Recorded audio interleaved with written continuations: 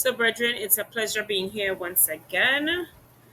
And I would like to say thank you for all those that tune in to listen to the segment on a weekly basis. I do hope that the message being shared is edifying and also nutrients and substance and food for your spiritual growth and being.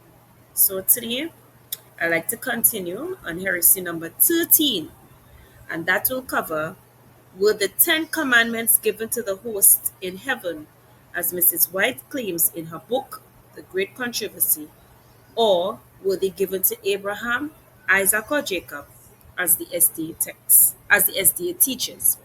Right? So it's two questions in one, and I do hope that you are able to understand today's segment and that your questions that you might have within yourself is actually being answered. So all scriptures will be read from the King James Version Bible only, and I'll start. Two major doctrinal errors of the SDA's religion are that the Ten Commandments were kept by the heavenly host and that they were also given to Abraham, Isaac, and Jacob. If one were not aware of the purpose for, nor the people to whom they were given, then one may allow one's mind to wander a little, and in wondering, one may speculate on the possibility of the Ten Commandments being given to Abraham, Isaac, or Jacob. However, anyone who has the slightest knowledge of heaven would know that the Ten Commandments, as written in Exodus and more so in Deuteronomy chapter 5, verses 1 to 21, could not have been given to the heavenly host as an ordinance to be kept for the following reasons. Firstly, heaven does not have daily, weekly, monthly, or yearly cycles as does earth. Therefore, the idea of a weekly Sabbath would be an impossible proposition. Read Leviticus chapter 23, verse 32, and see how foolish that notion is.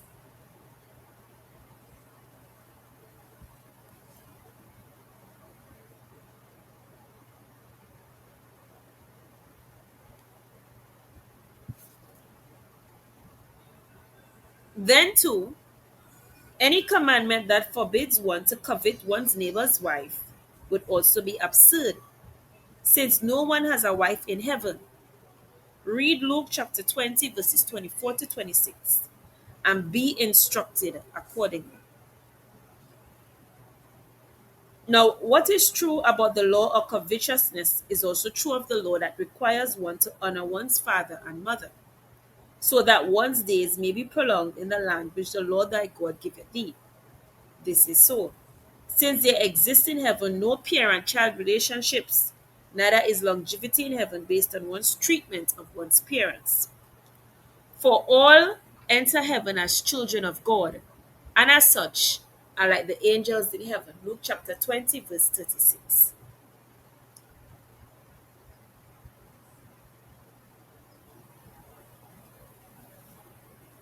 In addition to that statement, the very preamble to the Ten Commandments as written in the Bible has an earthly dimension that precludes its being given to any celestial being. So check Exodus chapter 20, verses 1 to 2, or Deuteronomy chapter 5, verses 1 to 6, for confirmation of same.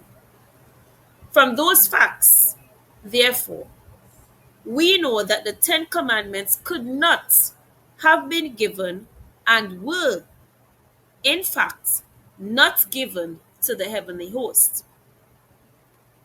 Concerning the SDA's teaching that the Ten Commandments were given to Abraham, Isaac, and Jacob, or to Adam and Eve for that matter, the Bible, which the SDAs affectatiously claim they believe in, nowhere supports such a notion. On the contrary, the fact that the Ten Commandments were not given to Abraham, Isaac, and Jacob, nor to any other individual before their time, is clearly stated in the Bible, which the SDAs claim they believe in. Evidence that substantiates my claim can be read in Deuteronomy chapters 4 and 5. Accordingly, from chapter 4, Verse 1. We learn that Israel's obedience to the statutes and judgments which God gave them was a prerequisite for them to enter the land of Canaan. The following speaks loudly to this point, and I'm reading Deuteronomy chapter 4, verse 1. It states, Now therefore hearken, O Israel, unto the statutes and unto the judgments, which I teach you, for to do them, that ye may live, and go in and possess the land, which the Lord God of your fathers giveth you. So that's Deuteronomy chapter 4, verse 1. Moreover, we also know that the core or main part of God's statutes and judgments, which was given to the children of Israel, is the Ten Commandments, as the following verses clearly show. So I'm reading Deuteronomy chapter 4, verse 5, verse 8 to 10, and verse 12 to 13. And it goes like this.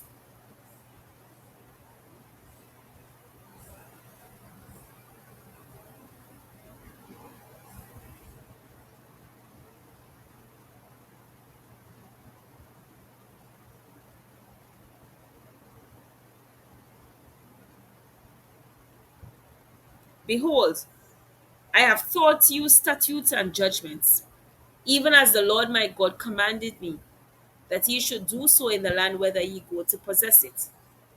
And what nation is there so great, who had statutes and judgments so righteous as all this law, which I set before you this day? Verse 9. Only take heed to thyself, and keep thy soul diligently, lest thou forget the things which thy eyes have seen, and lest they depart from thy heart all the days of thy life. But teach them thy sons and thy sons' sons, especially the day that thou stoodest before the Lord thy God in Horeb, when the Lord said unto me, Gather me the people together, and I will make them hear my words, that they may learn to fear me all the days that they shall live upon the earth, and that they may teach their children. Verse 12. And the Lord spake unto you out of the midst of the fire. Ye heard the voice of the words, but saw no similitude. Only he heard a voice. And he declared unto you his covenant, which he commanded you to perform, even 10 commandments. And he wrote them upon 2 tablets of stone. So that's Deuteronomy chapter 4, verse 5, verses 8 to 10, and verses 12 to 13. So from that, therefore, we know that the 10 Commandments, which were written on 2 tables of stone, constitute the core of the covenant which God made with the children of Israel when he brought them out of Egyptian bondage. That fact is established by Deuteronomy chapter 4, verse 5, verses 8 to 10, and verses 12 to 13, which I've just read. Right? So it's kind of an easy reference when you're actually searching. In addition, we also know that the said 10 commandments are also called statutes and judgments. So read Deuteronomy chapter 4, verse 1 and Deuteronomy chapter 5, verse 1. Now, the fact that these statutes and judgments, even the 10 commandments, were not given to Abraham, Isaac, nor Jacob, is put beyond question once one reads Deuteronomy chapter 5, verses 1 to 21, parts of which I'm going to read now for easy reference, right? So I'm reading Deuteronomy chapter 5, verses 1 to 2. It states, And Moses called all Israel and said unto them, Hear, O Israel, the statutes and judgments which I speak in your ears this day, that ye may learn them and keep them and do them. The Lord our God made a covenant with us in Horeb. Read Deuteronomy chapter 4, verse 10, verse 12 and 13. The Lord made not this covenant with our fathers. Read Deuteronomy chapter 1, verse 8, and understand that the fathers referred to are Abraham, Isaac, and Jacob. But with us, even us, who are all of us here alive this day. So that's Deuteronomy chapter 5, verses 1 to 3. Whatsoever constituted the covenant which God made with Israel in Horeb, we know from God's eternal word that that covenant was not made with Abraham, Isaac, nor Jacob, as read Deuteronomy chapter 5, verses 2 to 3. And that covenant is detailed in Deuteronomy chapter 5, verses 6 to 21. This fact for the church is a settled issue. However,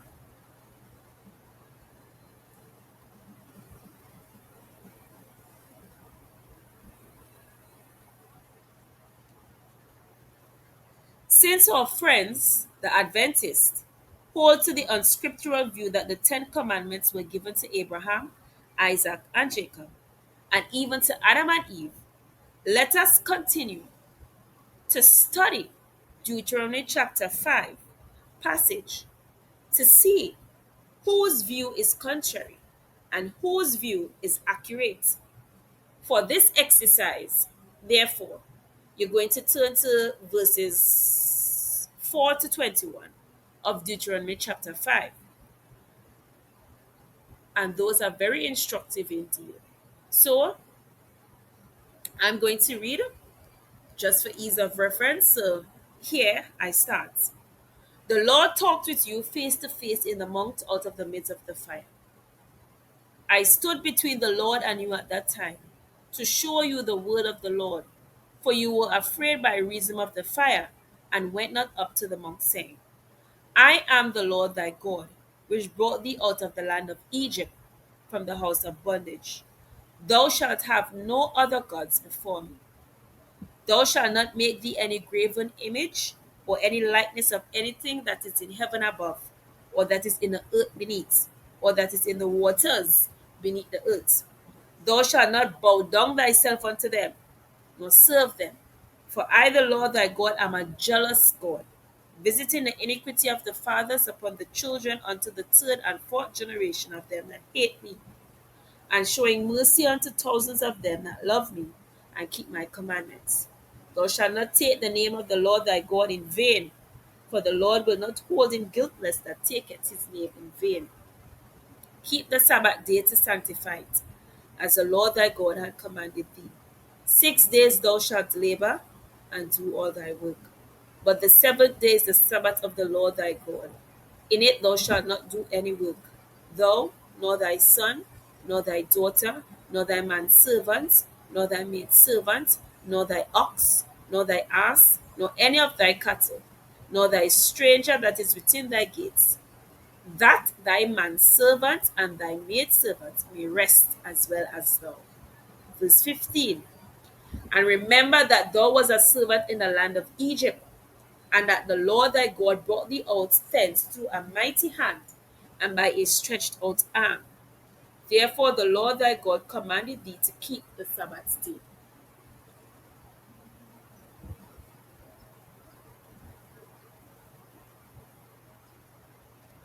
Honor thy father and thy mother, as the Lord thy God had commanded thee, that thy days may be prolonged, and that it may go well with thee in the land which the Lord thy God giveth thee. Thou shalt not kill, neither shalt thou commit adultery, neither shalt thou steal, neither shalt thou bear false witness against thy neighbor, neither shalt thou desire thy neighbor's wife. Neither shalt thou covet thy neighbor's house, his field, or his manservant, or his maidservant, his ox, or his ass, or anything that is thy neighbor's. These words the Lord spake unto all your assembly in the mount out of the midst of fire, of the cloud, and of the thick darkness, with a great voice. And he added no more. And he wrote them in 2 tables of stone, and delivered them unto me. Deuteronomy chapter 5, verses 4 to 2.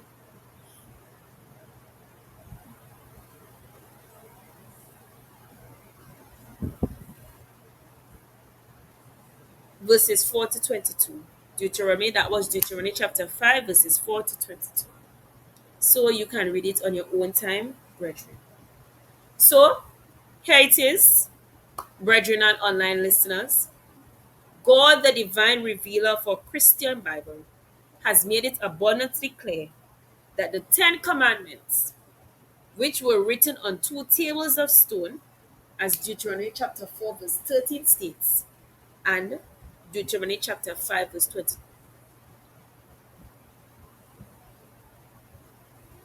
Okay, so as Deuteronomy chapter 4, verse 13 states, and then we go to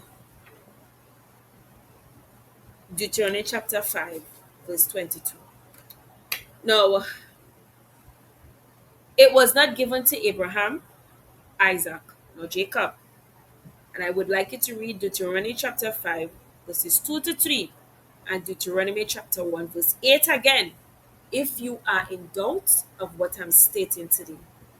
So, I repeat, if you are in doubt of what I'm stating, read Deuteronomy chapter 5, verses 2 to 3, and Deuteronomy chapter 1, verse 8. My dear online listeners and S.D.A friends, whose report will you believe? That's my question to you. Who's listening and who tune in for this segment? Whose report will you believe? Moses' report or Mrs. White's report? Whose report will you believe, brethren and online listeners? Now, the choice is yours to make. So you have the choice to believe Moses' reports, or you have the choice to believe Mrs. White's reports. However, just remember, SDA friends, you would also have to stand the consequence of your choice. And may God help you to choose Moses' reports and discard Mrs. White's errors. Now, while what I'm stating today is enough to prove my points, I shall, nevertheless, give three more scriptural proofs that the Ten Commandments were not given to anyone before they were given to the Israelites after they left Egypt. For this exercise, therefore, please consider the following.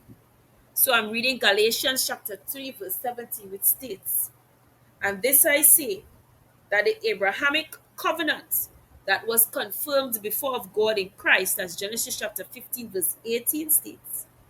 The law in Deuteronomy chapter 4, verse 13, Deuteronomy chapter 5, verses 2 to 22, which was 430 years after, cannot disannul that it should make the promises given to Abraham in Genesis chapter 12, verse 7, and Genesis chapter 15, verse 7, and recorded in Romans chapter 4, verses 13 to 16, of none effect, as Galatians chapter 3, verse 17 states.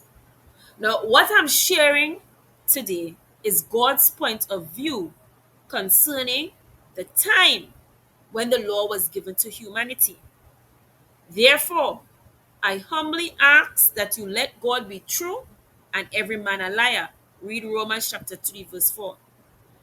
From those scriptural evidence that I've shared today, therefore, we are absolutely sure that the old covenants, even the Ten Commandments, which God made with the children of Israel after their departure from Egyptian bondage, were not, NOT, given to Abraham, Isaac, nor Jacob, nor to any other individual before they were first given to the children of Israel at Horeb, even at Mount Sinai.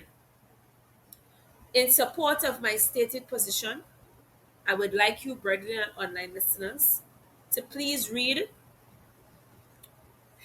these scriptures that I'm about to share carefully. Now, if you think Moses made an error, please consider what follows and be fully convinced that my stated position is doctrinally accurate. So, if you are listening and you have your Bible out, you can turn to Nehemiah chapter 9, verses 7 to 10, and then verses 12 to 14. If not, then you can read it on your own time. So I'll start. Thou art the Lord the God, who didst choose Abram and broughtest him forth out of Ur of the Chaldees, and gavest him the name of Abraham, and founded his hearts faithful before thee, and madest a covenant with him to give the land of the Canaanites, the Hittites, the Amorites, and the Perizzites, and the Jebusites, and the Girgashites, to give it, I say, to his seed, and has performed thy words, for thou art righteous, and did see the affliction of our fathers in Egypt, and heardest their cry by the Red Sea, and showest signs and wonders upon Pharaoh and on all his servants and on all the people of his land. For thou knowest that they dealt proudly against them, so didst thou get thee a name, as it is this day. Moreover, thou leddest them in the day by a cloudy pillar, and in the night by a pillar of fire, to give them light in a way wherein they should go. Verse 13.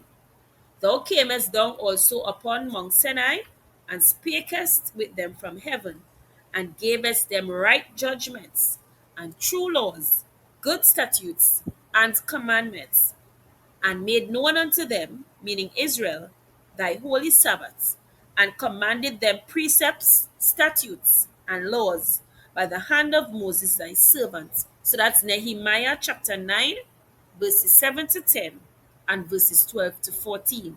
That is what I just read. Now, not only is Nehemiah agreeing with Moses with respect to the time of the giving of the Ten Commandments, we saw that Ezekiel also has confirmed the same, as the following verses I'm about to read shows. So I'm reading Ezekiel chapter 20, verses 10 to 12. It states, Wherefore I caused them to go forth out of the land of Egypt, and brought them into the wilderness, meaning of Sinai, of course. And I gave them my statutes and showed them my judgments. Read Deuteronomy chapter 5, verses 1 to 22, with respect to statutes and judgments. Which if a man do, he shall even live in them. Moreover, also I gave them my Sabbaths to be a sign between me and them, that they might know that I am the Lord that sanctified them. So that was Ezekiel chapter 20, verses 10 to 12. Now, as I come to an end of today's segment, brethren, from the overwhelming biblical evidence which I have provided so far, we can be absolutely sure that the law, even the Ten Commandments, called the statutes and judgments in Deuteronomy chapter 4, verse 1, and the covenant in Deuteronomy 4, verse 13, which is the said covenant that was given in Horeb, even in Sinai, as Exodus chapter 34, verses 24 to 28 states, Deuteronomy chapter 5, verses 2 to 22 states, or 1 Kings chapter 8, verse 9 and verse 21, and referred to in Hebrews chapter 8, verse 9, could never, never, have been given to the host in heaven, nor were given to Abraham, Isaac, nor Jacob. So, brethren, I would like you to read Deuteronomy chapter 5, verses 2 to 3, Deuteronomy chapter 5, verse 22, and Nehemiah chapter 9, verses 7 to 10, and verses 12 to 14. Then turn to Ezekiel chapter 20, verses 10 to 12, and Galatians chapter 3, verse 17, and Hebrews chapter 8, verse 9. Therefore, the notion that the Ten Commandments were given and kept by the heavenly host is not only false, but it is ridiculous, to say the least. And the idea that they were given in the Garden of Eden to Adam and Eve, it is also false, false, for neither Adam nor Eve was ever in Egyptian bondage. And the preamble to the Ten Commandments informs us that it could not have been given to them. Brethren, as I come to an end, moreover, brethren and S.D.A. friends, the notion that they were given to Abraham, Isaac, or Jacob is surely disproved by Deuteronomy chapter 5, verse 2 to 3, and verses 5 to 21. This fact is surely confirmed by reformer Nehemiah in Nehemiah chapter 9, verses 7 to 14, and prophet Ezekiel in chapter 20, verses 10 to 12, and verse 20. This being the case, it is clear that the SDA's position that the Ten Commandments were given to the host in heaven, or to Adam and Eve, or even to Abraham, Isaac, or Jacob, was surely a failed attempt to provide textual support for the heretical position which our SDA friends deceptively espoused. Now, brethren, that's the end of my segment today. I will be live next week again. Remember that Jesus Christ loves you and I love you. So I'm asking you, brethren, please prepare yourselves for Jesus Christ's return. Spend time and read your holy Bibles. I have never instructed anyone to read a book. Now, I'm not saying that you wouldn't do it for your own professional development, but for your spiritual growth, you need to spend time and read your holy Bibles. You start from Genesis, you go all the way to Revelation, and you start over again. Every time you read the Bible, there's new information that is revealed unto you. So, brethren, please have a safe and productive week. Remember that Jesus Christ loves you and I love you. So, bye for now.